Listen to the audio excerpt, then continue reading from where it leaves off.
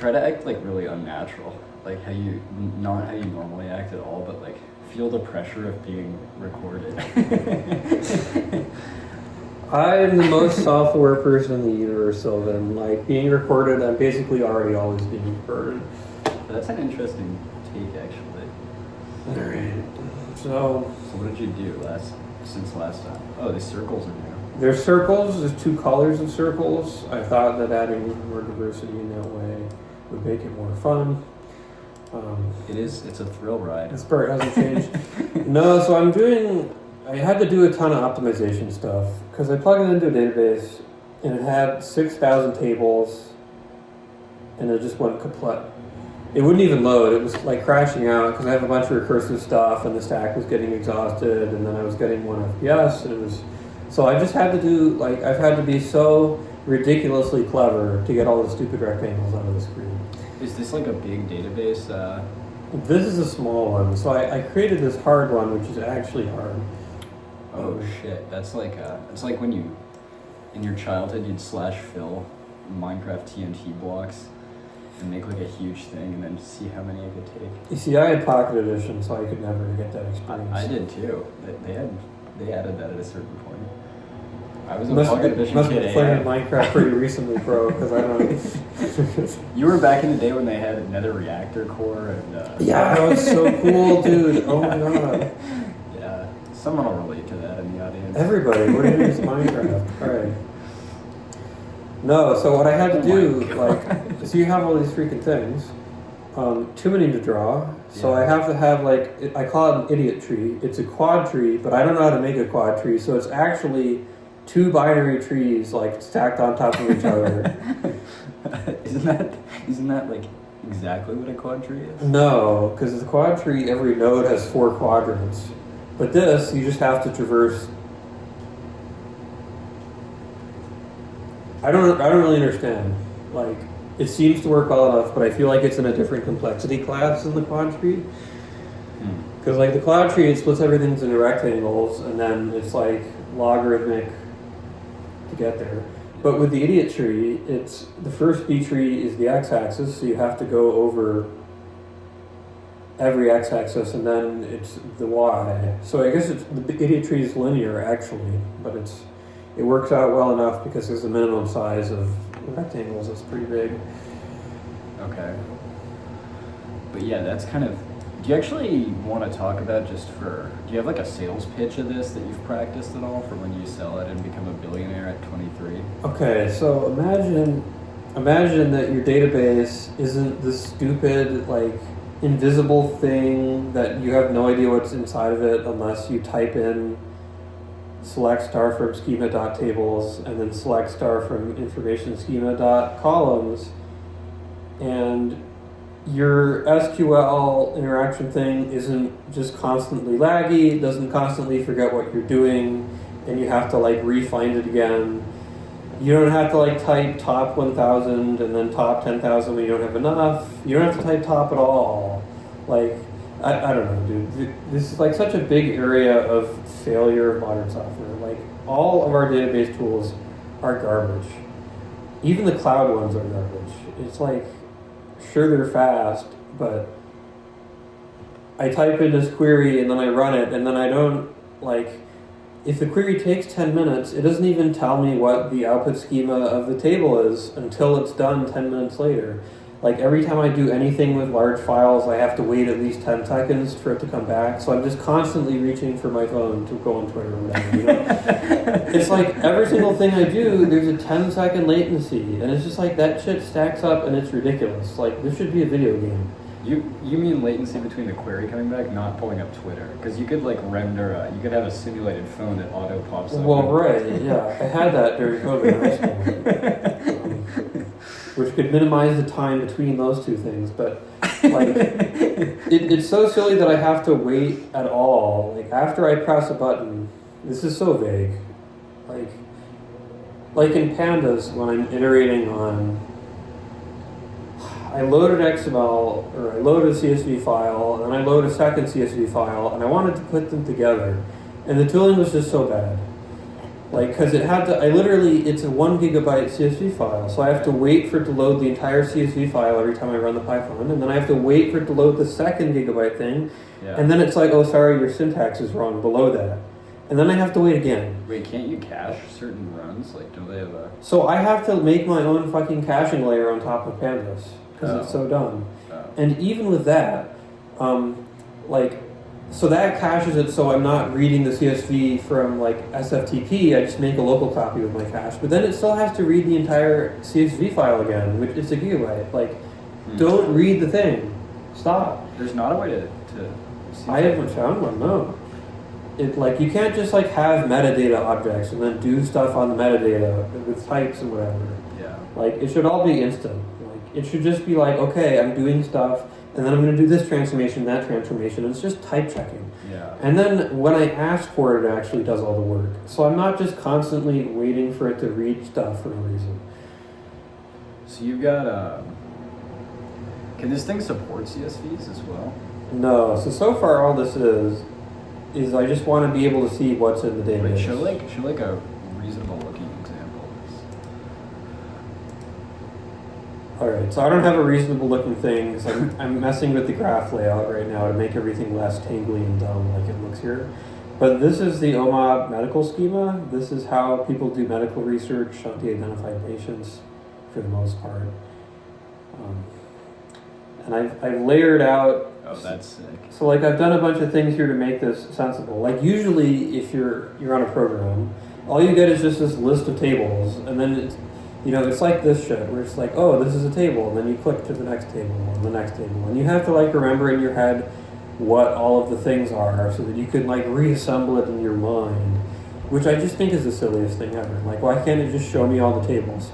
So like all I've done is just show all the tables, and I sort the tables so that the table can only depend on tables to the left of it. Yeah. So like we have this fact relationship.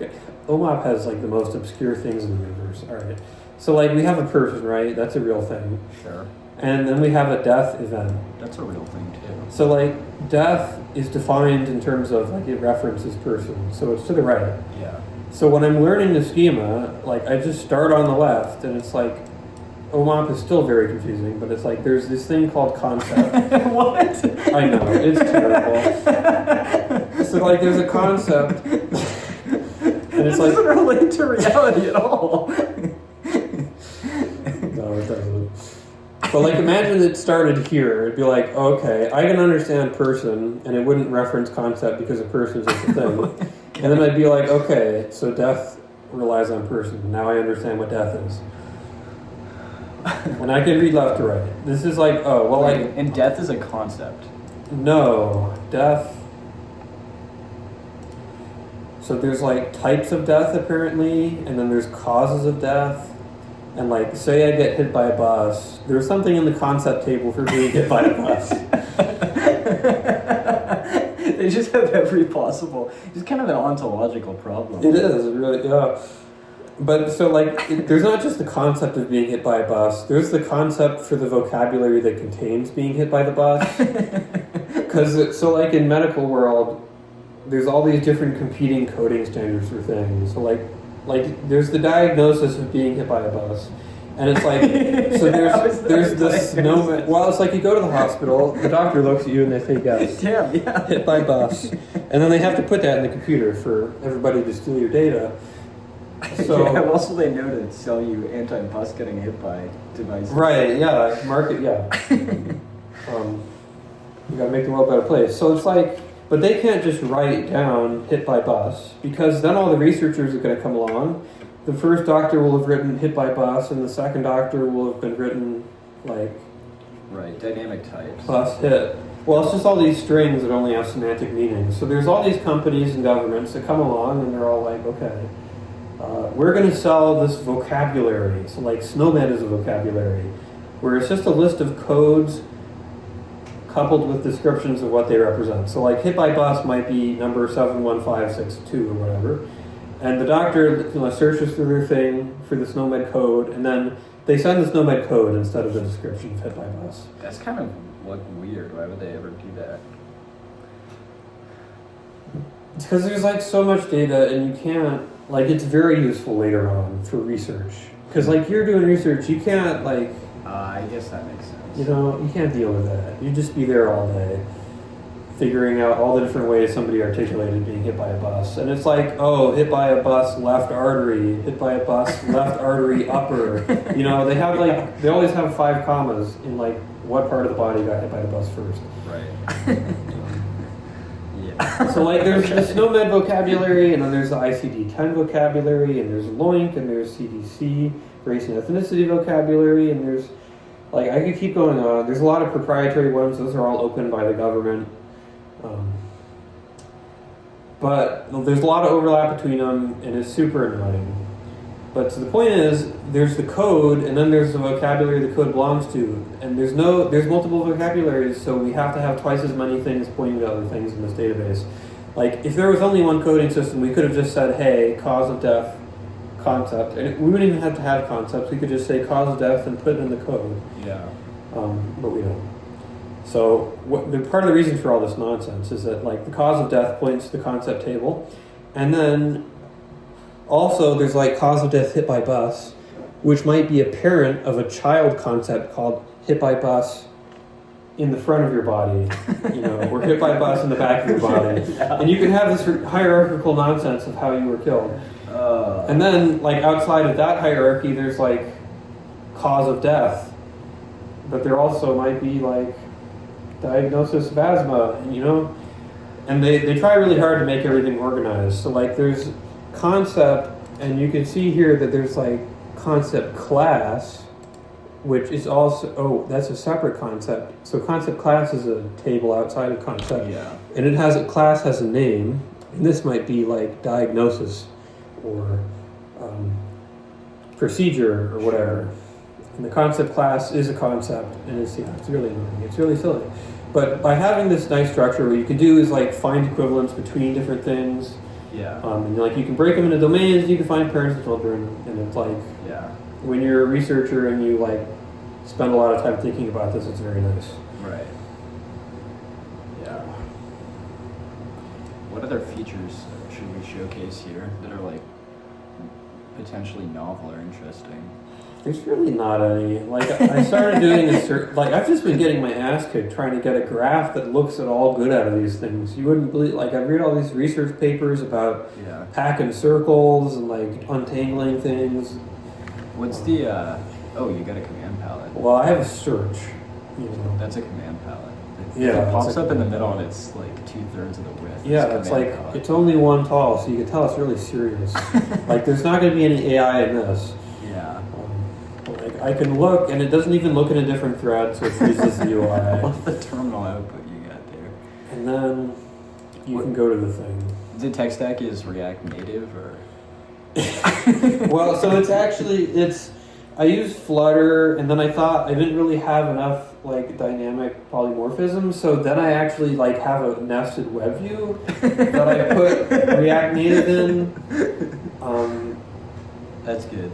But then, so it was React, but then I read this article about how React wasn't best practice anymore. So I'm actually using solid.js inside of a web view inside of that. Which I think has definitely like boosted my productivity a lot. Yeah. Like it, you know, there's like so much boilerplate in React, you know, and now that I'm using solid, it's like I can just say the thing that I want. But I'm assuming that's just for this inner thing, and then you've got probably falling back to React for like the buttons up in the corners because you're. Oh well, okay. So like the search thing is actually a different website. Like, there's actually like I have a dedicated cluster just for this search feature because it's like you know you got to be able to scale when there's a lot of different tables to search. So you have to be able to spin up clusters. Boot up a Kubernetes instance, yeah. And then this outer thing, like this button is a website, but the rest of this is just more website. Yeah, it'd probably be better if all of the different buttons were websites for like performance. But I haven't like gone to that level of quality with this. Yeah, I mean, once you cache all the Tailwind, it's like basically free. It's so performative. Oh, I actually took Tailwind out of this project completely because it was like The compilation step is really confusing for me.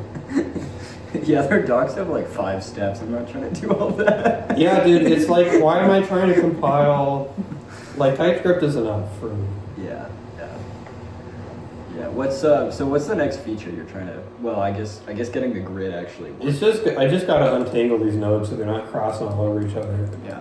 Like that. So once that's done, and once search gets done in a different thread, and then I'm gonna make it so that I can NP through the search and jump through the grid instead of having this dumb search drop down thing and click away. Right. And then what I want to do is I want to put another circle around these and say this is my Postgres instance of whatever database. And then I want to have multiple circles so that I can just go to the freaking thing instead of that would be awesome. clicking out, clicking in.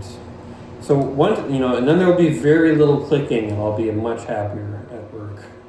Yeah, the mouse is the bane of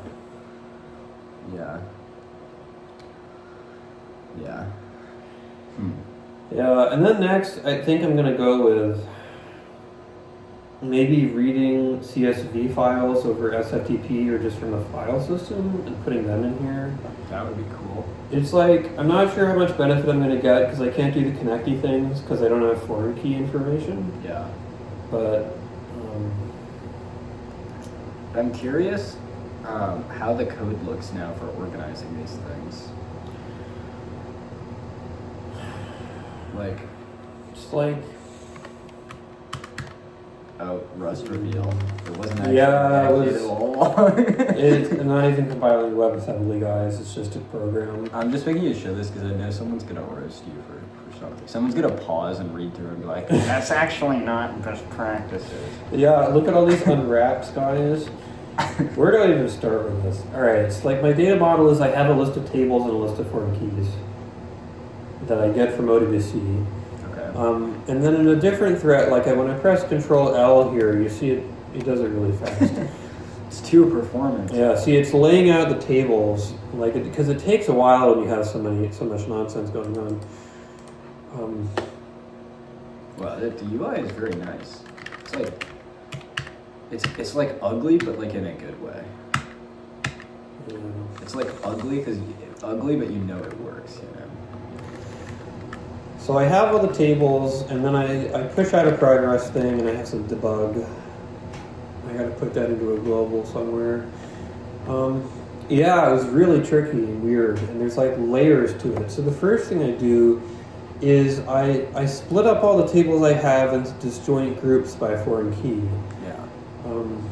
And then what I do is all the red circles are disjoint groups by foreign key. So then within each of the red circles, I go through and I think I use a Markov chain to find the first level of things which only depend on each other. I actually don't think Markov was too slow and I had to switch to something more clever. Faster Markov? Fast Markov? Not even Markov, just fast. It was this crazy, I don't even remember what it was. It was just, all these mathematicians are showing up in my code base, so I can't remember his name. I think it's 2 people. It's the worst when mathematicians name something after them instead of what it does, just call it really fast layout circle. It's you couldn't even do that because it would be longer than the name. It would be this was find strongly connected components of a digraph, and then I had to take all the strongly connected components with more than one element in them, and those became the first layer. Your career is going well if you're reading research papers to make something happen. Yeah, maybe. Yeah. It certainly puts a big moat unless somebody watches your stream that actually is going to build products, but I don't think that's the case. Yeah, you guys suck. Nobody's watching. Nobody steals my idea, okay? I'll find you. Someone will find you. We'll kick you off. I'm not doing that. So after I have the first layer, I then have to go through and I find the next layer based on I find the next people who only depend on things from the first layer, because this depends on the first layer and the second layer. Sure. But it needs to go in the second layer because I want to separate it from the context of location here. So for every next layer, I take things which only depend on the previous layer or previous layers. And then I get all my layers. Yeah. Once I have the layers, I have to use the Berry Center median heuristic or Berry Center heuristic or something. We're all familiar. You know, and naturally, so like to untangle the node, so like if I shut it off, you get a much, it doesn't actually look much worse because it's not working. Yeah, so this, It looks slightly higher. yeah, improves visibility a lot. No, so like you see, language, I could have just moved language above actor here, and there would have been 2 less crosses, yeah. Yeah. So, Are you minimizing for crosses? I'm trying to minimize crosses. So what I have to do is the Berry-centric heuristic is, I go, so like this is the input layer and this is the output layer, and for every node in the output layer, I go to the layer before it, and I find what index it is, like this is 0, 1, 2, and I say, okay, the median of this one's neighbors is 0, and then the medians of this one's neighbors is 4, and then I sort this by the medians, hoping to untangle relative to this layer. And then I go forward and I go all the way to the end, and then I go back the other way. And I do that a few times and it should untangle itself. And then there will be less crossing. Like for this one, all of these things need to get put above this top streak, and then this needs to be above this, and Right. this and this need to be above film actor. And then I think this is actually a planar graph. It's unfortunate how understanding how to do it in one use case doesn't automatically mean that it's done for you in all cases. It would make my life really easy. That's been a big realization I've been having, which is that like libraries are just not like most libraries the way they're written, where it's like, oh, I have to convert all my data into library foo instead of just foo, and then I have to convert it out of library foo. It's like completely It like seems like a Rust developer thing. it's a Java thing too. That's what I know. Yeah. And it's a Python. It's so annoying. Like I'm writing this XML parser for work, and it's like, man, like all my parser does is it just has the XML and then it has this parser context object, and it's just one function. And I pass through the function the XML string, the context for the parser, and then I can pass messages to my parser. But you don't even have to do that part. It's just context and the thing. So like I call the function, it gives me back the next event, and I call it again, and then it mutates the context, and that's it. It just there's no context event parser thing that I have to put my bullshit into. It's not like returning XML DOM tree, whatever. It's just calling a function. I don't know why everything is so complicated. Yeah. I feel like we need like a meta library that takes all of your foos and uses LLMs to turn them into library foos. I mean, that's like why we need the LLM in the first place, because everybody can't just do the thing anymore. I mean, we have to like have library food. Yeah. Yeah. But yeah, like with this, it's like I'm not going to get a library that does. Yeah. Yeah. I do have a library that does least components thing. Like I gave up. I was like, all right, this is the 10th algorithm I've had to implement for this stupid program. I'm just going to make the library do it. I feel like you're like a grizzled old veteran at the age of 20 when it comes to this stuff. You skipped right to the bitter developer phase. Yeah. We'll see where I go with this. It's pretty funny. Yeah. Yeah. I'm curious if anyone is still watching at this point and is like, would you buy this software? And if so, for how much? And if so, could you send that money over to us right away? Oh yeah, dude. If I could just work on this full time, it'd be great. Is that, I mean, yeah, if you have the power to make that happen, please do it. Yeah, I gotta learn how to do business stuff. It's like I really don't. I need to have a product to sell first, but I gotta do the opposite. I have to be able to make products and not just run around trying to sell myself to people. well, you could be like Sam Altman and just like make negative $0.00000 every year. Yeah, Everybody loves you. Doing well. Yeah. So I untangle the levels and then I get this, but it'll look pretty. So like imagine it looks pretty and you're like, ooh, wow, this is so nice and convenient. So I do that for all the red circles, and then I find all the schemas and I put the circles inside of the the blue circles for the schemas, also very difficult. You would not, like, it looks simple, right? Put this, no. Not easy to calculate. I mean, the like, size. actually, so the first hard thing is putting this circle around these dots in the middle here. That's hard too. Wait, can't you just calculate the outermost dots and then draw a square and then center the circle at the radius of the square? Or at the center, the diagonal center of the square? No, because that might not be the minimum circle. Oh, I see. But, like, would that give a pretty good result? I feel like I thought about that and the answer was no, but I can't remember why. Yeah, I mean, you'd have to add padding manually.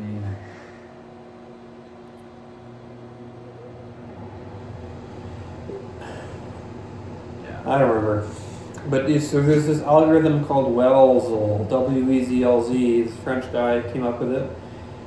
Crazy algorithm. But gets the circle to put around the dots. What's the time complexity? I think it's n log n, but I think my implementation is very silly, so it might be quadratic for me. I think you have to, like, randomize the input nodes to get it down. Actually, I think when you randomize it and do it correctly, it's supposed to be linear technically if you, like, squint at it, but I have not gotten linear time out of it, so I'm doing it wrong. Yeah. This optimization of this is going to be cool to see. So after I get that, I implemented it recursively, and then it was like overflowing the stack for large tables, so I had to do it iteratively, and I had to, like, I had to write out the stack. It has to, like, backtrack, and it's like, oh, sorry, I don't have that information yet. Puts that information that it needs on the to-do list, and goes back through and gets that information, and then you come back and it's like, I have that information, now look at that. Yeah. Yeah. But so I do that, and the way I do it is I have a point here and a point here. So every one of these squares has 4 points, Sure. and I have to find the minimum circle around those points. So then I get the red circles, and then I have to get the blue circles. But before I can get the blue circles, I have to pack the red circles. Ah. Right. So it's like, that's also very confusing. Yeah. And like you can see here how quickly I lay out 10,000 circles. That took a while the first time I wrote it. Yeah. And I have to use all this, like, spatial indexing. So there's no clever way to do this. Like, there's some clever stuff you can do. But, like, what you do is, so this probably was the first circle, let's pretend. There's always a first circle that gets placed. Yeah. And then the second circle, you just keep y equals 0 and go over, and you know where to put it so that they're not overlapping and they're minimal. Sure. And what that does is, say this is the second one I placed, there are now 2 spots that you can put a circle. There's here and here. Yeah. I see. So then you're like, okay, which spot do I want to use next? And I don't have a good way of doing that, but you have to pick one. And then if you're being serious about finding the optimal packing, the complexity is like n to the 6 or something. But I don't care that much, and n to the 6 was taking like an hour for me. So I'm pretty close to linear. So I just pick the next spot. There's an order of the spots, so I'm not, like, choosing the spot. I just take the next spot. Yeah. And then which circle is going to go there? So it's the case that you do have to check all the circles, because if you have a really big circle, it's possible that it's not going to fit there. But you will have a smaller circle that does fit there. And if you don't check, you get into situations a lot where it's like, oh, well, there's just no circle. All of the spots, there's no circles that can fit in any of them. Yeah. It's, like, not obvious when that would happen. I don't have a drawing software, though, so I can't really show you. So, like, I go through, I pick my next spot, and I say, okay, so either there's no circle that fits, in which case I have to throw the spot out for the next spot. But otherwise, I get the circle that does fit, and to figure out where this circle is here, crazy math. I could not do it. ChatGPT explained to me how to do it. I still didn't understand it. But I transcribed the math it was giving me, and it worked out. Which is like, I was so done. I was ready to take the L on that. The AI overlords are coming for us, I guess. It couldn't even explain it. It did not understand what was going on, but it would work. It's like what it is that you have to form. No, I can't explain it. I don't know. But like you have to use a different coordinate systems. It could be that this is the first and this is the second. So it's like you get a coordinate system where the basis vector is like perpendicular with the two circles. Yeah. And then you compute where it is using some triangle nonsense to get the point in that coordinate space. And then you have to turn the coordinate space back into the parent one. And you know where to put it magically with a lot of squares and stuff. But you do that. Now, there's the challenge of how do you know that the circle actually fits there and doesn't overlap any circles? And the naive thing is that, all right, I got to check every single circle and see if it overlaps. And I was reading this paper, and that's what the paper did, and it was like, really? But okay. I guess the paper was like focusing on some other important thing that was going over my head. Yeah. I think it was a Chinese paper too. Props to China. China has all these free algorithm papers. It's wonderful. Do they? Are they? I didn't know that. I'm not super into reading research papers right now. Most of the papers I've seen, I think, were Chinese names at least. I don't know. Maybe they're Americans, but yeah. I feel like I heard that too. That China doesn't have like the research mafia, and it's just like you research for the government, and the government just wants everybody to have the research. That's how it really should be. Yeah, rare communism W. Yeah, we support communism around here.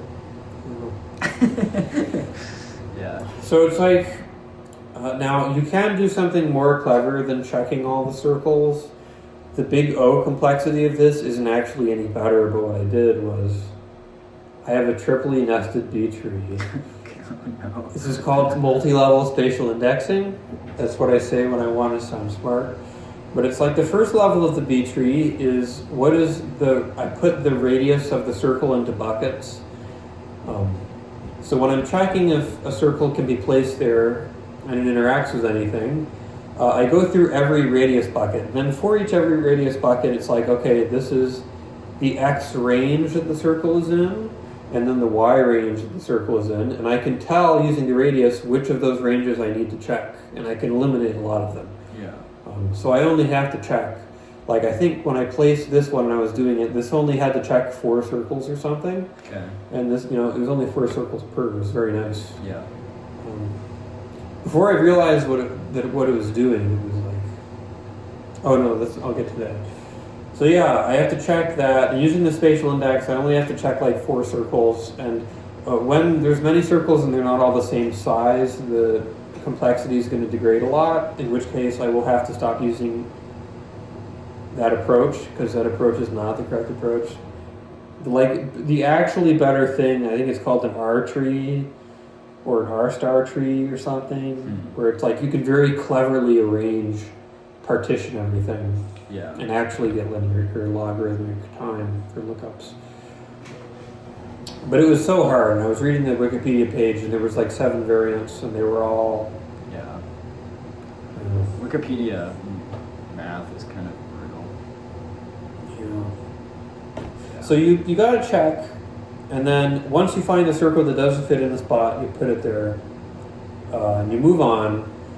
And just doing that as I've described it, I was laying this out, I was getting 1 circle placed every 33 milliseconds. It's interesting it's approximating a hexagon.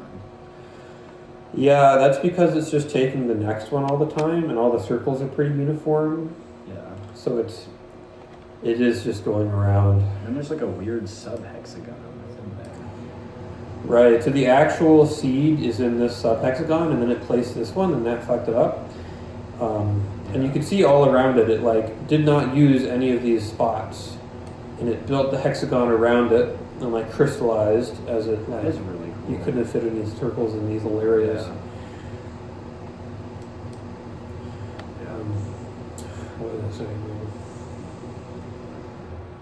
Yeah. I was getting one circle placed every 3 milliseconds, and I was aghast because that's ridiculous. And I paid Could use some gas. $2,000 for this computer. You're telling me you can only place one. You need 33 milliseconds to place a circle. And what I realized what was happening was, so, oh no, where'd it go? Oh, really sensitive zoom there. So if this was my first, and this was my second circle, and I placed one here, this creates a spot here and here. Yeah. And then I placed a circle here, this creates a spot here and here. But this spot is way too small to fit anything. Sure. So what happened is it was trying all 10,000 circles, trying to put one in there.